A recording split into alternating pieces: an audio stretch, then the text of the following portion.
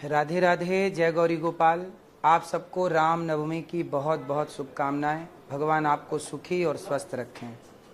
भगवान राम जो मर्यादा पुरुषोत्तम हैं, मर्यादा की स्थापना के लिए भगवान धर्म संस्थापनार्थाय संभवामि युगे युगे।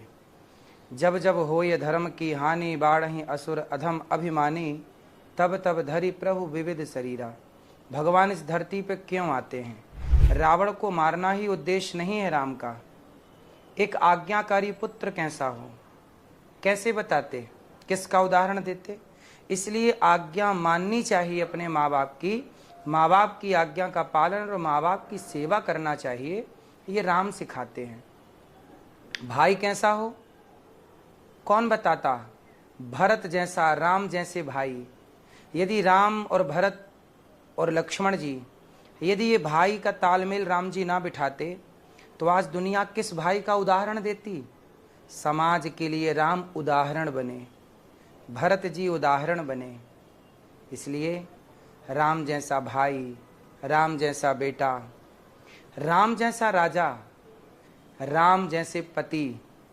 जब राम जी का यज्ञ हुआ तो उस यज्ञ में वशिष्ठ जी ने कहा कि राम आप दूसरा विवाह कर लीजिए, क्योंकि सीता नहीं है और ये यज्ञ तब सफल होगा जब आपकी पत्नी आपके साथ होगी।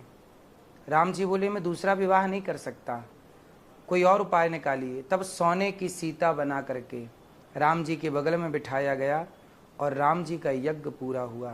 कहने का तात्पर्य यह है कि राम जैसे आदर्श राजा इस धरती को राम के बाद कम मिले। इसलिए राम जैसे आदर्श राजा, राम जैसे पति, राम जैसे पुत्र, राम जैसे भाई, राम जैसे भगवान। इसलिए राम की मर्यादाओं को उतारिएगा। रावण ने धर्म का त्याग कर दिया। क्या किसी नारी को चुरा लेना धर्म था? जब रावण ने धर्म का त्याग किया तो उसके पुतले जलाए जाते हैं, और राम धर्म पर चले तो राम के मंदिर बनाए जाते हैं। आप देखिएगा कि आपको राम के पद चिन्हों पर चलना है या रावण के। इसलिए राम को अपना आदर्श बनाइए पुरुष लोग, और सीता माँ को अपना आदर्श बनाएं स्त्रियां।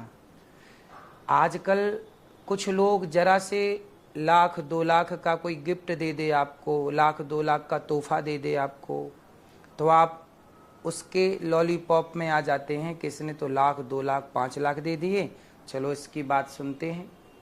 पति की बात कमजोर हो जाती है क्योंकि सामने वाला पैसा दे रहा है। लेकिन रावण तो सोने की लंका सौंप रहा था सीता मैया को, और राम जी की पत्नी माता सीता ने सोने की लंका त्याग दी पर अपने वनवासी पति को नहीं त्यागा। यही आदर्श नारियों का है। राधे राधे।